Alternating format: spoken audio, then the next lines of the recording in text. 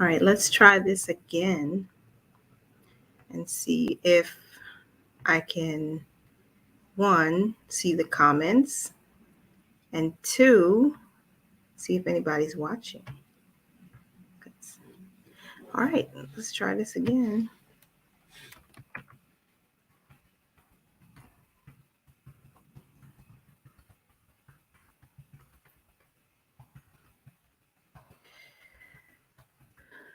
Oops. Okay. Now I'm seeing my own comments and I don't see if anybody's watching. All right, I had some technical difficulties. Hey, Mandy. Boom, there it is. I see Mandy. Hello. Thanks for coming back. Hey, Desiree. I can see your comments now. I appreciate you coming back. I don't know what happened in the last live stream, but we're here to talk finance, talk about money, talk about retiring, talk about building wealth. Just talk and have fun while you're either at work on your break. Let's share some ideas. All right. Hey there. What's your email address? Because if you'd like to go, I can send you a link to StreamYard and we could just set it up that way. If you want to send it to me, and I'll check my email again right now because I have not received anything from you just yet. So I don't know what the issue could be.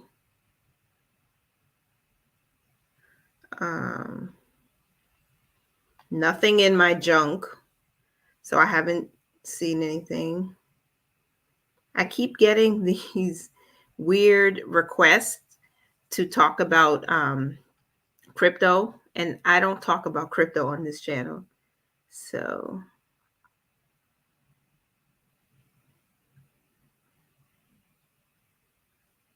oh, wait, what is this? Oh, okay. I think I see something from May 18th. I apologize. It was in junk, in the junk mail. I'll reply to your email since I have it now, and we can figure out something out based on our schedules. But hey, everybody. Lunchtime, when it's Thursday and I have to go live, I'm not really eating anything, but I am drinking this Celsius sparkling in the flavor wildberry. And don't kill me, but I'm eating a little Nestle's Crunch. That's what I'm eating and drinking right now. I don't see a lot of people. So it could be that more people are here and I don't know, but I hope that if you're watching the live stream, you won't forget to give it a thumbs up. Tell me in the comments where you're watching from and what you might be having for lunch or what you plan on having for lunch. Where are you watching from? What's for lunch? All right. So I know Desiree said her lunch starts at 11:45, which is probably an hour from now. All right. I am going to talk about my thoughts and opinions concerning the FIRE community, the FIRE movement. And then I'm also going to share a blog that I read about f.i.r.e, which is kind of like there are different levels, apparently, different tiers to the FIRE journey. So f.i.r.e is basically for high income earners. I would say like anyone who makes more than $300,000 a year net income, they really save more of their income, maybe 45-50% of what they make by living beneath their means so that they can invest the money, whether that's in the stock market, whether that's in buying properties that they rent out, things like that, so it can increase their net worth so they can live off of the dividends or the interest on their investments, right? Setting up what we call passive income. So f.i.r.e is definitely not something that we can work towards right now currently, but we definitely have considered the FIRE journey, which is financial independence, retire early. The retire early part, that's the one that's kind of got me a little bit let me say, contemplating whether or not what early really means. And Tanisha over at Fun and Budget, I think it's Fun and Budget with Tanisha Davis, she commented on a video, I think maybe a year ago for me, but it stuck with me, where she said it doesn't, retiring early could be 58 and a half. You know what I'm saying? Because that's before the age, or the actual retirement age in the country where I live in America. So we could technically retire early if we retire at 55, if we have enough invested to live off of the interest and live off of the dividends. But I think my main focus with this financial independence journey, this generational wealth building journey, is to retire wealthy, and to give our children and their children a great start. So I'm giving it just like another minute or two. See if anyone else comes in. Mandy says she's eating bologna and cheese sandwich with chips. Nothing wrong with that. Desiree is eating Popeyes. And hi, how are you? I will send you an email, Hierarchy. When I send you an email, there will be a link and I'll set up some instructions. It's really easy. You just click on the link and it'll bring you to this section of to the StreamYard, and then I will be able to add you to the live stream. So if you're comfortable with, showing your face and all of that, we can just set up a discussion any day next week. But I'll email you. It's really easy. It's not hard at all.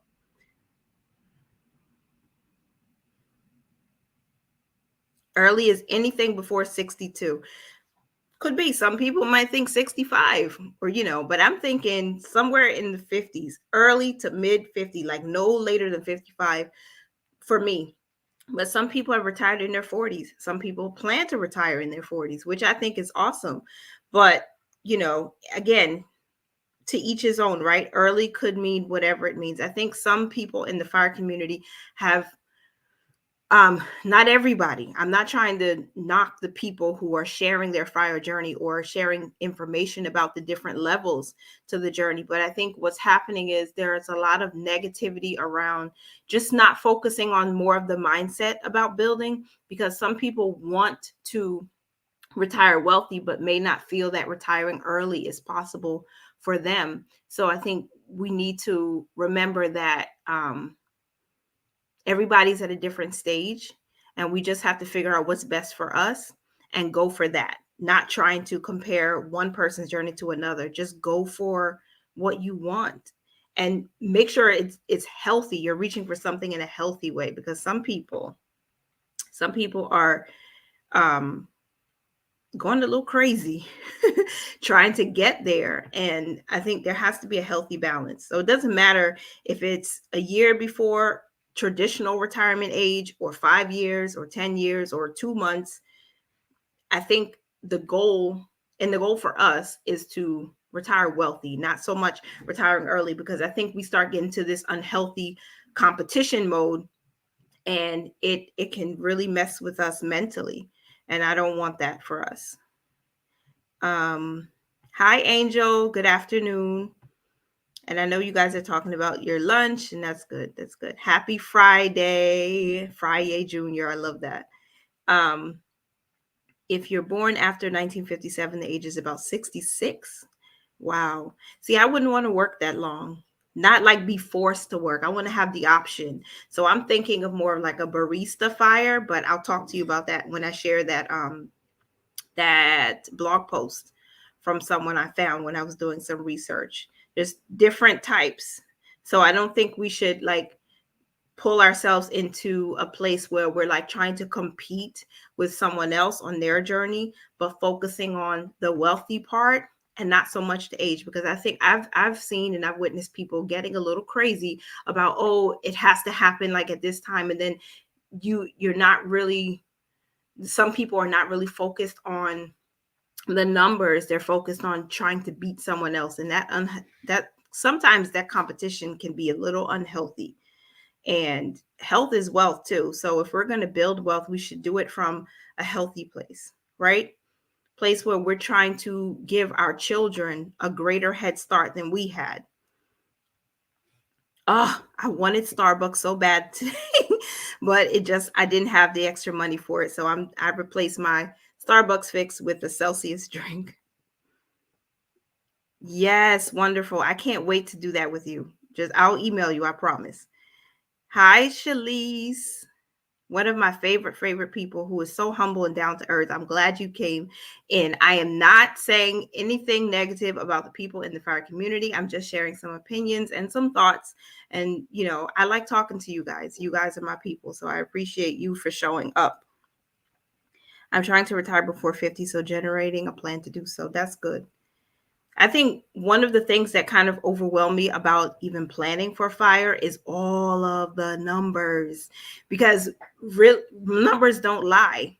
I mean, I know we're planning because we're not just planning. Well, most of us are not just planning so that we can say, oh, we have a net worth of like a ridiculous amount, maybe $30 million, but so that we can see our grandchildren and our great grandchildren have better or start off their adult lives in a more stable place financially. So it's emotional. But when you start seeing the numbers and when you say, oh, this is how much I need to invest, or this is how much I need to have saved or have put into some type of investment vehicle to get me to that number doesn't lie. And then your number multiplied by the number of years you have until retirement, you have to work those things out. But the emotions behind it, the minding part, the actual, this is the work I have to do to get there. That's the thing that gets me. I don't know if everyone else is like that, where it's like, I know the number, I know what I want, I know how to get there. I've researched, the different vehicles to invest in, the properties I want to own, or the businesses I want to start, or, things like that, or the ETFs, the funds, but something is holding me back. What is it? Knowing your why is important too. Knowing why you're in the movement, knowing why you're on this journey is super important.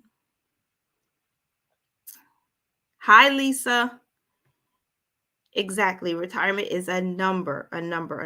Thank you, Shalise. So this is, oops, where did I go?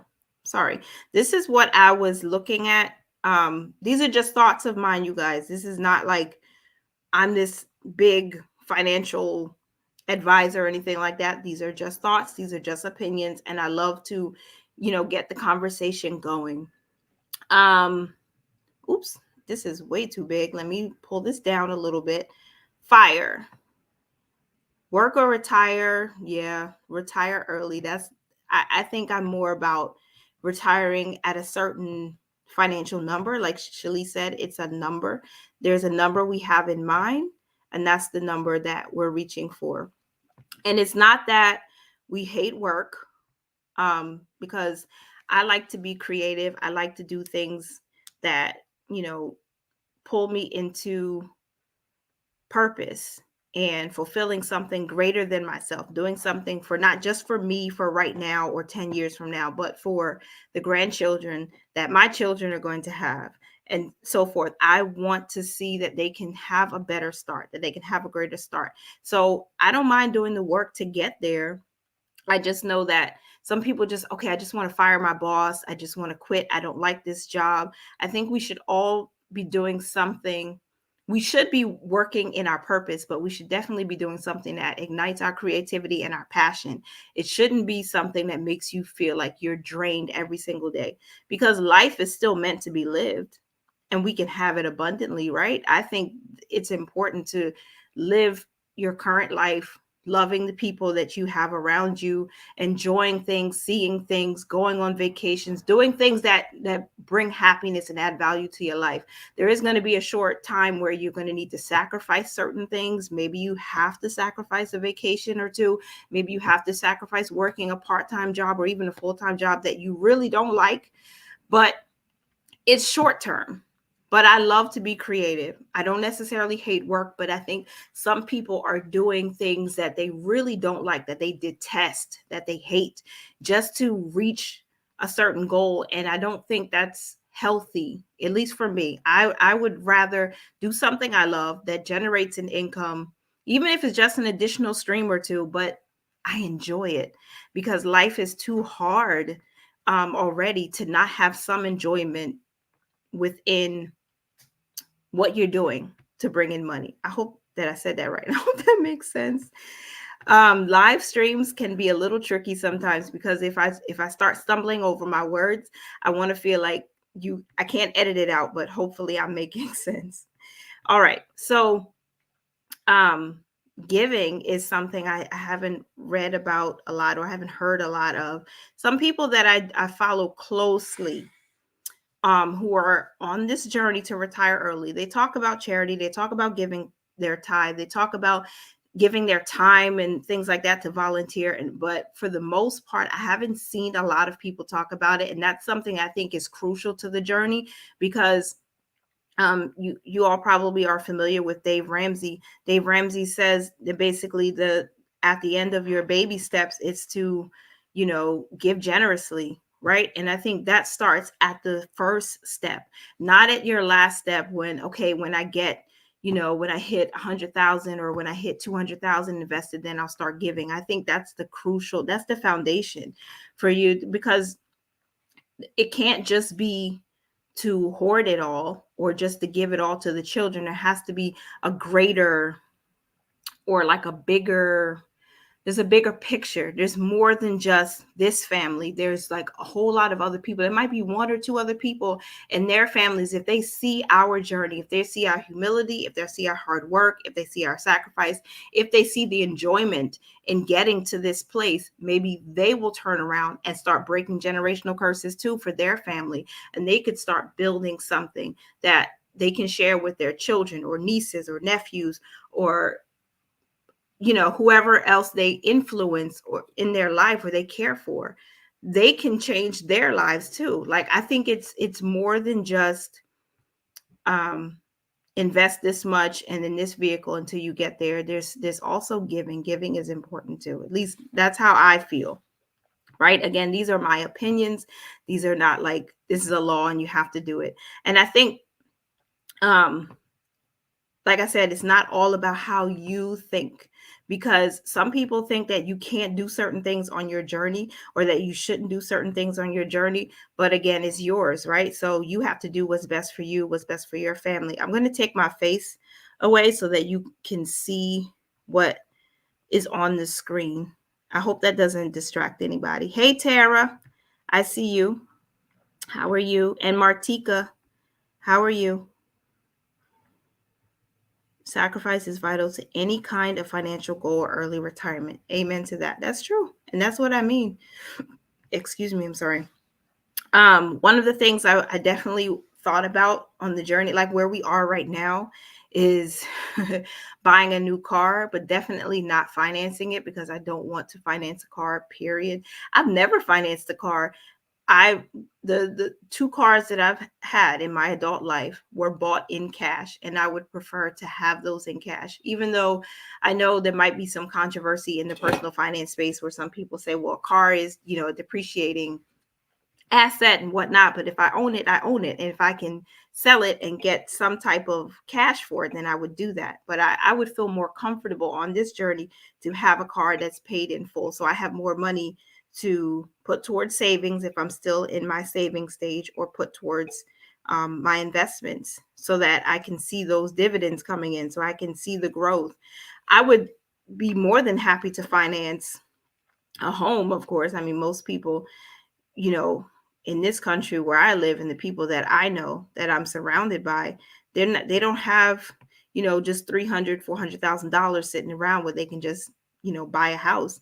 And I mean, doesn't mean that your faith can't be big enough to think that, well, somebody could give me a home. Yeah, for sure. But we're talking about the work that goes into it. Anytime before 59 for me is early. At least that's again just my opinion. That's what I'm thinking. Um, I hope that you guys are still here. I'm seeing your comment now. I love generating the numbers. It's all a part of the plan. hence implementing the percentage rule.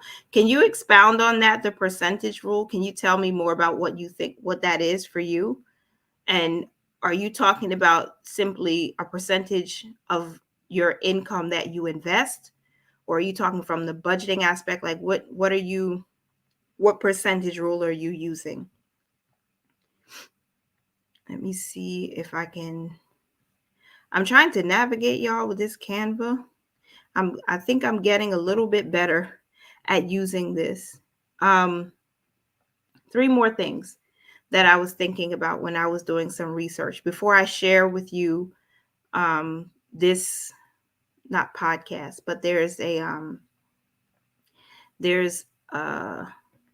f.i.r.e blog post that I was reading, and it talks here, the author talks about different types of fire. The blog is Financial Samurai, and they talk about f.i.r.e as like being the best one. But initially when I read it, I realized this is for people who work, who earn a pretty high net income. And that way they can actually invest or save more of their income faster, and they can reach f.i.r.e faster because of the level of income. But that doesn't mean that people who do not have a $300,000 income can't reach f.i.r.e at all, or can't reach that position of retiring wealthy. It may take a little bit longer. You may have to cut more expenses. And I don't think anyone, if your purpose or if your journey is to have children, should forego having children. I read that in this article, and my heart like went, what? I don't think people should forsake having children just because they want to retire early or retire wealthy. I think you have to make certain sacrifices, right? That's the name of the game. You have to make certain sacrifices if you want to reach that level. We talk about faith here on this channel because I am a believer, but faith without works is dead. So as much as you say, okay, I want this, and I believe that it'll just happen, we have to do some work. We have to, make some sacrifices. But I like how this person broke down the different levels or tiers of fire. Lean fire is where individuals cut their expenses to the bare bones in order to survive. And I'm sure those of us in the budgeting community have heard of bare bones budgeting. So maybe you cut out, eat out in certain places or something like that, or maybe you lower your cost for certain beauty rituals. And again, not for the long term, maybe 1 year, 2 years, you say, I'm going to cut back here just so I can put more money into my 401k or my IRA, or so that I can save for a down payment on a home, because a property is a great way. It is an absolutely great way to build wealth. And ownership is important on this journey. Ownership is extremely important. I know let me move this screen because I don't know why there's an advertisement for a shoe right there. There are so many people that I know who have owned property and who have lost it because of mismanagement of finances, and which is why I do really love talking about the budget from start to finish. Because if you just have a plan in place, if you can budget the money that you have, you can make sure you're paying your mortgage, you have money for incidentals, and things happen in the house, you can still keep it. Because I am an insurance agent by profession, and I had a client who owned several homes, and he was trying to transition not homes, but properties. Like, he had his own personal home, his primary home, and then he had properties that he rented out to tenants. And he was trying to transition the work from him to his son because, he was getting older, and his son didn't want to deal with it. He didn't want to deal with having to do repairs and upgrades and, those kind of, it takes work to own a property, to own something. You have to maintain it. You have to keep, things upgraded and that kind of stuff. And accidents happen. Some pumps break. That's why, hence, I'm an insurance agent, so I know. But it takes work to keep these things going. So I don't know why I'm talking about the work part, but that's just how I feel myself being led to talk. It's work. It takes some sacrifice, but it's really not a bad thing. It's a good thing. And I was sad to hear about, his son who just didn't want to take over. And then I had family who lost property because they just didn't manage their money well. And that property could have been passed down to the generations. It could really be a great start for, children and grandchildren. And to miss out on that part of the journey is kind of sad to me. So we need faith. We need, faith as small as the grain of a mustard seed, right? If you read the Bible, if you know the word, it says it can move mountains. That's all we need to move forward, but we have to actually move forward and do the work so that we can give our children a great head start. That's how I see it. And I don't think anyone should leave the journey because it gets a little hard. I think we just have to focus on the mindset. Why are we doing it? What's the most important thing? And how can we stay focused and not give up when life starts being life? I appreciate that. I'm glad you enjoyed the conversation. Are you on a journey towards financial freedom as well? Hierarchy says, for example, there is a hypothetical $1 million waiting for me in the future. Then, wait, I'm sorry. For example, if there is a hypothetical $1 million waiting for me in the future, I don't know where my glasses are. I'm having a hard time reading this. Sorry. I need my glasses. Okay. It then becomes my duty to discover how much I would need to financially support the life I desire to live. Nonetheless, to financially support myself currently, that percentage would range between 3 and 6%. Okay. All right. Thank you for explaining that. All right. I would share the numbers, but I'm not ready to. But I hope that I'm glad that some of you are feeling that the conversation is good. I'm glad that you're sharing this with us, because I hope that whoever else is watching or watches the replay, you get some ideas to help you along with your journey, because we can't do it alone, right? We can't do it alone. We all need something to help us push us a little further and stay the course on the journey. And those are just my thoughts. And I don't know if Shalise is still here, but I thank you for showing up. And I'm thankful for all those little nuggets and gems that you drop, because they're really helpful, honestly and truly. So yeah. I know one of the things that I was tracking and I stopped last year because of, how our personal finance, our situation changed last year, but I was tracking our savings rate.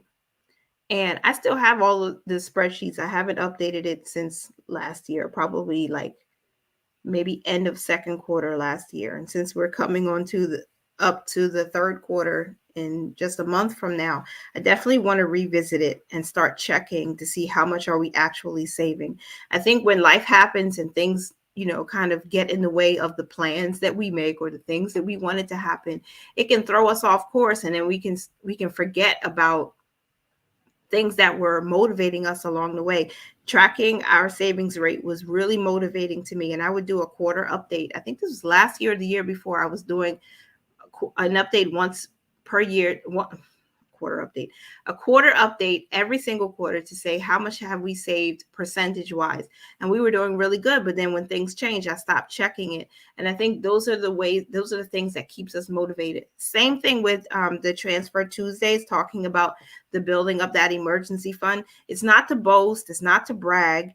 It's definitely, it has to do a lot with momentum and keeping that momentum going, even if you're on a journey to retire wealthy or retire early, or again, just retire wealthy, period.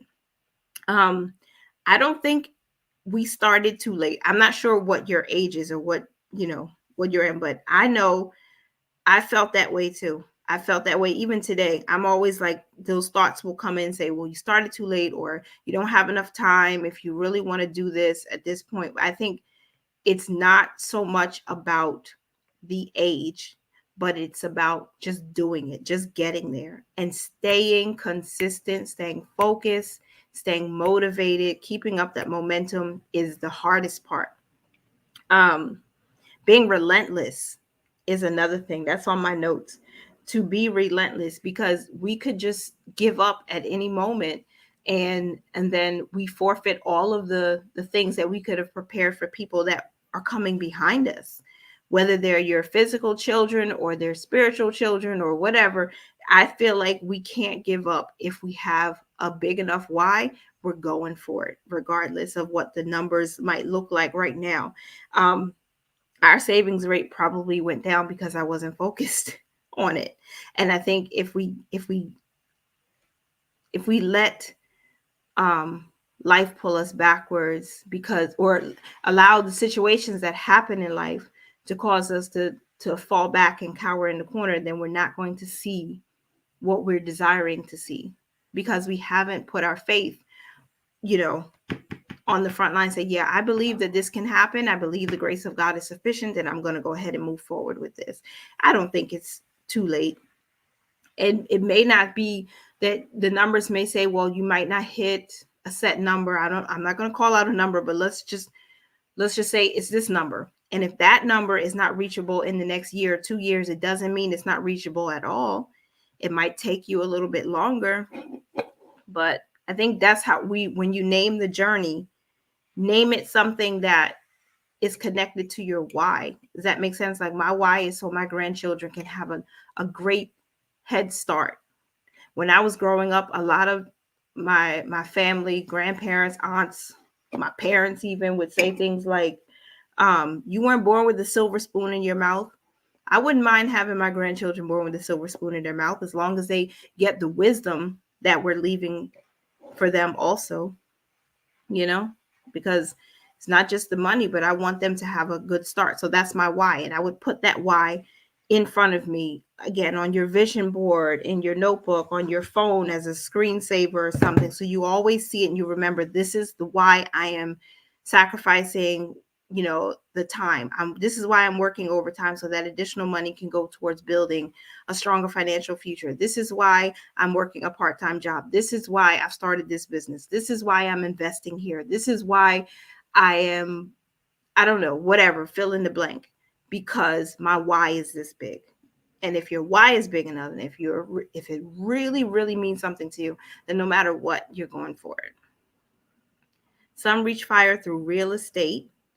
Mobile home investing seems to be popular for some. I didn't even think about that. Mobile home investing. It's never too late. Just need to figure out the numbers to generate a plan to clear those financial targets. Yep. I am so encouraged by this conversation, and I just feel so happy that you guys are engaging with each other, and I just love this so much. You just don't know. I love this so, so much. All right. And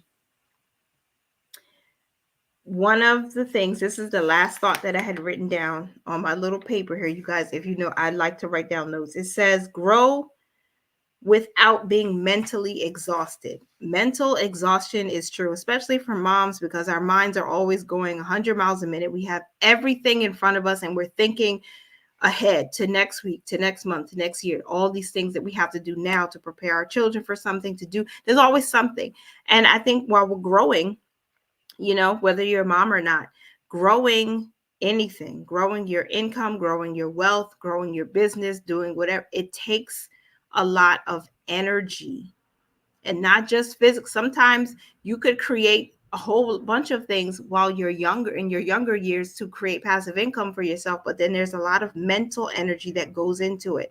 I know, again, retirement is a number. I know that once you invest it, it's there. You can set it and forget it. But mentally, I don't want us to be exhausted because we're trying too hard to compete with someone else, or add things to our vision and add things to our journey that are not related to where we're going, because we're comparing to other people. We're saying, oh, they're doing this and they're doing that. And it's like that can be exhausting. And that is what I think is one of the top causes for people getting burned out on the journey, on the fire journey, because we're seeing so much of it, especially now. A lot of people are seeing so much of it in, you know, in the online space, in the news, and everywhere. And if you take on other people's burdens or other people's visions, and you can't see yours clearly, and that could be a problem, and that could cause burnout. And so I want us to grow this wealth and grow in wisdom and understanding without being mentally exhausted, meaning don't compare yourself to someone else. Do things that help you along your journey, and trust God throughout the entire process, because that's the only way we're truly going to make it through the tough times and the good times.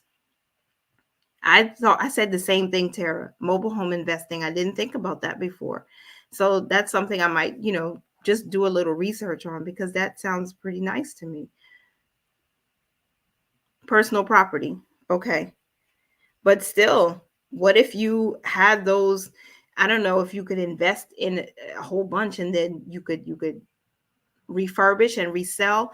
Oh my goodness. I need to search someone. There is a woman who shares on, I think it's Budgeting Girl. I might be saying it wrong, but I think she invests in mobile homes.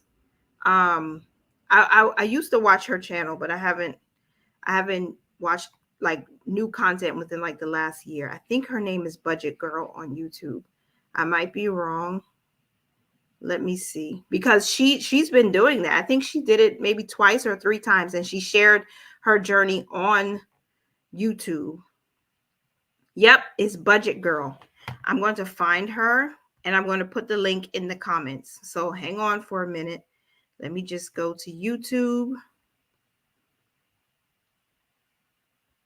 and let me see Budget Girl. Here we go. This is her, and I am subscribed to her. I just haven't watched her in a while. Let me copy.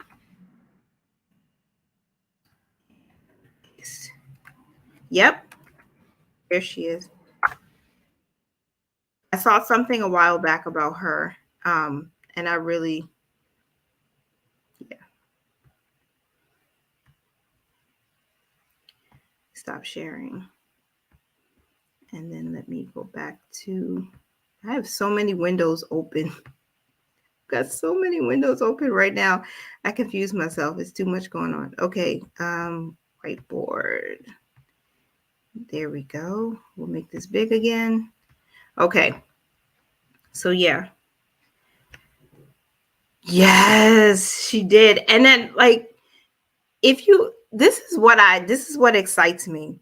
When I find somebody who's sharing their realistic journey and where she started and where she is now, when you see the progression, it gives you that extra, like motivation to say, well, you could do that, and then I could do it too, even when it's not perfect. And she made some mistakes, and she shared that too on her journey, which I think helps, because you have to be real. You can't, everything is just not, a bed of roses. Like, you're going to go through some ups and downs. You have to learn through this. You have to grow through it. So I remember that too. And I have to go back and watch some of her older videos, because she really did motivate me in some areas. I just kind of fell off on it, but she's the real deal. Tiny home and mobile home flipping. Okay. I'm glad you enjoyed the conversation. Thank you. And that was everything. That was all my notes. Budget Girl is awesome with sharing her experiences. She is. No problem. I've generated a financial plan for my parents, and they're between the ages of 55 and 65. It's never too late. The objective is to understand the power of investing and the investing of compound interest. One of the first things I learned when I was in Primerica was that compound interest and the law. What is the law? Tell me the law. Oh, my mind is going blank. I think it's the law of 72. Is it the law of 72? Yeah, the law of 72. This was the first um piece of information that I learned when I joined that. And that's, even then, I had started investing, but again, my mind wasn't really on wealth building. My mind was just getting out of that paycheck to paycheck cycle, because at the time I was single, I wasn't married to my husband, and I just had a lot going on in my life. And I was, even though I was in the meetings and they were talking about, the power of ownership and building wealth and all of that, it was like I was not in that mindset. I was in survival mode. And that's what I mean about minding your money. That's what I mean about not getting, being, knowing what your why is and knowing where you are, because that's the only way that you're going to really build and continue to build. Because I don't know what happened to those investments. I think I closed my account or something where I had money being automatically invested, but I didn't know what I was doing. So it's important to get education too. Learn, right? Learn, take some financial courses, or take free courses if you can find them, low cost courses, to get yourself up, make yourself aware of what investments are and how to do it properly, and so that you can, you know take advantage of all the learning opportunities that you can. That's pretty much what I'm trying to say. So that was everything for today. I hope you guys enjoyed the live stream. If you haven't already, please click like on the video. That would really help the channel out. It's absolutely free to do. I would appreciate it before you head out. And I can't wait to talk with you guys next week. Continue to mind your money, manage it well, and live your lives abundantly. I appreciate everybody for being here. Thank you so much. Bye for now.